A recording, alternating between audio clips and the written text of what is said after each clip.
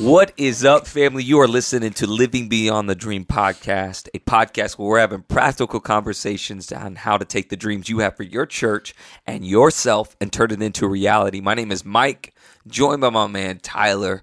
Every week we coming at you. We've been enjoying it. We've been loving hearing your feedback, seeing your comments. Loving how many people have been sharing everything that's been going on. Thank you. You're blessing us. Thank you for our subscribers. You mean the world to us. I'm excited about this conversation we're having today. Yeah. So let's just jump into it, dude. Let's do it. Today we're diving into the importance of feedback and being able to receive feedback, having thick skin. Feedback might not always be fun, but it is a vital part of growth. Yes. And so, Mike, to start out, what does it mean to have thick skin? Means to have thick skin is that you can take things without it bothering you to your core and trying to destroy your identity. Yeah. Too many times we think anything that's said against us is an attack to destroy us. Yeah. And we need to understand sometimes people that we love or that are in our lives are saying things to encourage us or to help us be better. Yeah. Secondly, not everybody's going to like you and not everybody's going to say nice things about you. Yeah. Do you let that destroy you? Or can you have the skin to let it bounce off and move on to the next one? Yeah. Listen to me very clearly. Jesus didn't bat 1,000. Jesus had people talk a lot of smack about him. Yeah. Jesus had people leave that were following him and walk away and go, I don't want to do what he's saying I need to do, and walk away. If Jesus doesn't have a 100% perfect retention rate, and Jesus has people talking smack about us, who do you think you are to think nobody's going to talk bad about you and people aren't going to leave your church? Yeah. It's going to happen. Yeah. And you've got to understand, do you have the skin and the resolve to handle it? Or are you going to take everything internally and personally and let it destroy you? So this is a very important lesson you need to learn as a leader. Yeah, so true. To dive into kind of a personal story or a personal question, can you give an example of a time that you received feedback and maybe you didn't agree with it, but it ended up working out in the long run? That's pretty much every time I've received feedback in my life. Yeah. I mean, let's just be honest. I'm a very strong personality. Yeah. My personality type is a persuader. So I like to persuade you to my side of the situation. I like you to always realize I'm right. And that's as in the pettiest things when it comes to sports arguments to when it comes to very big issues. That's just my nature. Yeah. So I don't like to ever be told that I'm wrong. Yeah. And I kind of grew up in a home where my mom had a little bit of mental, struggles. And so she had something called borderline personality disorder where she basically would concoct things in her life, and she had this victim mentality. She would literally say I would do things that I never did, and literally would blame me for it, and even for years would call family members and say I did things that I never did. I'd get calls from it. So I kind of grew up with this defensive mechanism that if somebody said something negative about me, immediately I'd be like, no. Yeah. Because I was always trying to protect myself as a kid, to the point where it was very damaging to me as an adult. It was damaging to my marriage. Yeah. When Amanda would say I'm doing something, immediately I'd be defensive, be like, I'm not doing that. You're just being sensitive, or you're looking at it wrong. And realizing I was talking to my wife or treating my wife in the wrong way, the way I was leading our staff, my wife would tell me many times, she'd be like, you can't talk to people that way. Or the way you're acting, or your personality, your mood, that's not healthy. You're not encouraging them. You're having no grace or no mercy. And so I would immediately get defensive. You're wrong. They just need to man up or woman up and be who they're supposed to be and just deal with it. But in reflection, I'd realize it's wrong. And so there's a lot of those minor moments that I would learn a lot of this stuff, because immediately defenses would go up. But a big one was, I remember when we wanted to plant the church. Yeah. And I remember we're sitting there and we're doing a whole pitch for the church. And basically the feedback we got was, you don't know how to cast vision. In a nutshell, you're not really that attractional or vision caster. And I remember leaving a little kind of like offended, like, they don't know. I'm going to show them. But then I remember sitting back and thinking about, you know what? I wasn't casting a vision very well to them. My pitch wasn't really well. I wasn't very dynamic with strangers in the room or very interactive. And it was this moment where I go, that's something I need to change. Yeah. My first response was, they're wrong. My second response was, well, if I'm going to prove them wrong, I should prove them wrong by just being better in these areas. Yeah. Like, I'm not going to prove them wrong just because I'm going to keep doing the same thing and show them that they're stupid. I'm going to prove them wrong because, you know what, I am going to be better at vision casting. Yeah. I am going to be better at meeting people in a room and being able to engage with people and making my way around. I am going to be better in those areas. And so I started working on the areas I could get better in that I was weak in. Yeah. But my first response was no. And their assessment was we weren't going to be able to be a successful church. Yeah. Well, hindsight is 2020, and look at us now, not in this showboat fashion, right, but in the fact that I took their feedback and I expanded on it, and I said I grew from it, and I fixed it, because it probably would not have been successful if I kept going down that path, and I didn't adjust in the feedback moments, right? So I didn't quit, I grew from it. Yeah, that's so good. And I feel like, just as a person, as a human, it's our natural tendency to immediately put up the defense when we receive feedback. Yeah. And so today, that's what I really want to dive into, is outlining some healthy steps to receiving the feedback. So the number one that we have is stop your first reaction. Just like you said, it can be super easy to let emotions get the best of you. So what's a best practice to immediately just stop, take a step back, and then evaluate? Well, you don't have to have a response right there to defend yourself. Yeah. And if you find yourself defending yourself and justifying yourself, you have not allowed yourself time to process what was being said. Yeah. And you've got to learn to process the things that are received. You don't have to swallow everything, but you can chew the meat and spit out the bones. Yeah. And realize that there are going to be some semblance of truth to everything. Even negative feedback probably has some semblance of truth, right? Yeah. And here's what I tell people. Someone's emotions aren't wrong.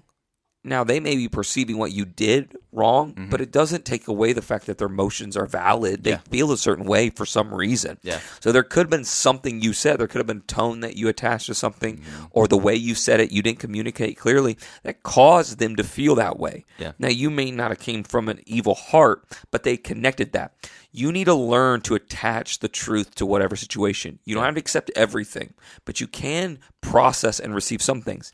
So if your first response is defense, you have never given yourself time to process. And that is a problem, especially for dominant leaders. Yeah. We are always going to try to bulldoze first. We're always going to try to get you to see our side of it, and we never want to see your side of it because we think we're right. And that is a horrible thing to be in, because you're placing yourself as a God. And you think you're perfect. Yeah. And there is no perfection in you, right? You are striving for perfection, but you're not perfect. Right. And striving for perfection means I have to see both sides of the coin so I can get an honest evaluation and process it right to correct it. So learn to step back and process what was received. Yeah. You don't have to have a solution in every conversation in that moment. Sometimes you can say, let me talk about it, think about it, pray about it, and then come back to that conversation with saying, I receive it, or these are kind of my ideas, or what I think I can fix on. And even in a marriage, listen to me, you don't have to solve everything right there in the heat of an argument. Sometimes you need to say, you know what, emotionally I'm getting charged right now. Emotionally we're going to say things we shouldn't. I hear what you just said to me. Yeah. And you need to sit back and say, let me pray about this. Let me process this. I need to fix this. We can get better at this. We need help in this. This tension's not healthy, and process it and come back. Too many times we want to fight, and we just want the other person to grovel and succumb to our wishes, and that's why the tensions and the battles go back and forth, and there's ever any resolution in that. Yeah. Process. That's so good. Number 2, remember that someone is pouring into you. Yeah. So I think how do you change your mindset from this person is nitpicking or picking on me to, okay, this person is trying to better me? Well, if you are only living in the present, you'll think they're only nitpicking on you. But if you can look at the sum total of the relationship, you can realize they've always been for me. Yeah. They've always been on my side. Yeah. They've always wanted the best for me. So yes, this present situation is uncomfortable, but I know their heart towards me. Yeah. They've always wanted the best for me. I've literally had conversations where I've disciplined staff members. They have literally been in tears. Yeah. Because the discipline was so intense. Not because I was screaming at them and yelling at them, but because they realized I was correcting them, and it really hurt them that I was correcting them. Not that they were offended that I was correcting them, but that what I was saying was that true and valid. Yeah. And then they've come back and said, you know what? I've never had someone care about me enough to actually address those things. Wow. All people have ever done is care about my talent and what they could take from me, not what they could get from me. And they care more about my character than my talent, and they want me to be a better person. And those are what happens. In the present moment, it's uncomfortable. But when you look at the totality of the relationship, they realize this person's always had my back. Yeah. So why would this moment be different? Yeah. That's really good. Number 3, and you kind of hit on it a little bit earlier, but ask questions. I mean, obviously, you don't want to argue. Yeah. You don't want to get in a heated debate or anything like that. But I do believe that there is an importance in understanding what they are saying and truly understanding what they're saying to receive it. So how can asking questions help you better process the feedback? Well, first off, you've got to not be emotional. Yeah. And you cannot add sarcasm to your questions. Yeah. And so you need to get at a clear state. Yeah. You got to hate tension more than you like being right. It's so good. And so you got to realize I want health more than I want to win. Mm-hmm. Once you get to that place, you can start saying, I want to understand where I can be better. Because I don't want this tension to resist or stay. I don't want to keep having these problems. And so what you'll do is start saying, okay, why did you feel that way? Mm-hmm. Or how did this that I did cause that offense? Or where do you think I went wrong? Or what's your assessment of the situation? Yeah. What you're doing is you're starting to get more of a detailed picture of why. Because immediately when we bring up an offense or a problem, immediately what we do is we express our feelings, but we don't express the details. Yeah. And so what happens is immediately when someone expresses their feelings towards you, your immediate response is, I wasn't doing it out of a bad heart. Yeah. You're taking it the wrong way. You're being sensitive right now. Because we know most of the time, not every time, but most of the time, we weren't doing it to do that to you. Yeah. But by doing that, we're never finding out the details to what's really going on. That's good. So when you can ask, okay, I see that you're feeling this way. Why do you think what I did hurt your feelings? Or what did I do specifically? Or how did that? What you're doing is now you're starting to get a little bit more definition to what's going on, to those feelings they have, and you get resolution. Secondly, you need to ask questions too, even if there's not conflict. Mm-hmm. You need to be asking people that you respect, saying, how can I be better? Or how do you think this event went?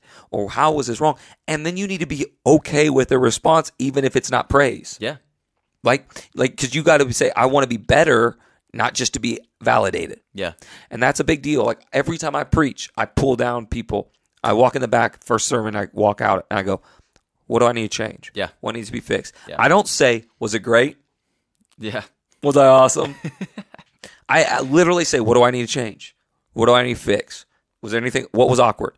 I'm literally asking specific pointed questions on saying, what can I be better in the next time I go to deliver that message? Yeah. And I literally pull staff members, but I'll pull dream team members, just volunteers in our church, and I'll go, hey, what do you think about this? Like, or how did that feel? Yeah. Especially our video people that are literally having to physically watch it in the back and literally follow me along. I'm asking those questions because what happens is I want feedback and I'm seeking it out. You need to be that way. Yeah, I think that's huge. Feedback can not only come from confrontation. Yeah, but you have to continually develop yourself. You have to seek it out. That's massive. The fourth one is set up a follow-up time. Mm-hmm. Requesting a follow-up time is huge, especially if you have to take a step back to process things. You don't just want to leave that just hovering up in the air and just think that it's going to get, swept under the rug or it's going to disappear. But why is scheduling a follow-up time just so vital to the growth?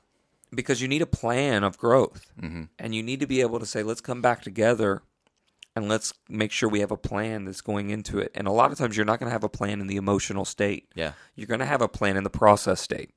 And so too many times leaders want to have an argument because finally they've had it. So they want to tell their subordinate off. Yeah. And then they just want to walk out and drop the mic and leave, right? Mm-hmm. Instead of saying, hey, now we've got a plan. Now let's come together and have a plan on how we're going to fix this and follow up. Or how are you feeling after this conversation we just had? That's an important thing you need to do. Now, sometimes, I'm not saying you need to do it everything. Right. Like sometimes you're just saying, you need to quit with this kind of personality. Yeah. And there's no follow-up to that, right? Like I'm telling you, you need to quit being late. Yeah. You're not going to have a follow-up and say, did you understand me? Like, let's not like. I'm not saying that, but I'm saying like if you address an issue of leadership style, you address some problem within their department, you're addressing something they do in an event. What you're going to do is follow up and say, okay, now that we've had this conversation, what are the plans to fix this leadership style or this problem you have with this person or this issue in your department? Now you're sitting down with cool heads prevail, and that's going to allow you to get to the solutions of where you need to be at. Yeah, that's good. So in closing, what would you say to the leader out there that has trouble receiving feedback right now? You've got to say, I want growth. And if you don't want to receive feedback, you will never grow. Yeah. You don't see everything. We don't see our flaws. Yeah. We tend to see ourselves as better than what we really are, and more innocent than what we really are. And we never see what we really are. Guys, we love you. Thank you for tuning in. If you've been watching us on YouTube, make sure you subscribe, but also ring and ding that bell. If you listen to us on podcast, whatever you are, subscribe. Share this to someone that means somebody to it. Rate and review it. Send us some comments and some love. And until next time, pray God's peace. Love you guys.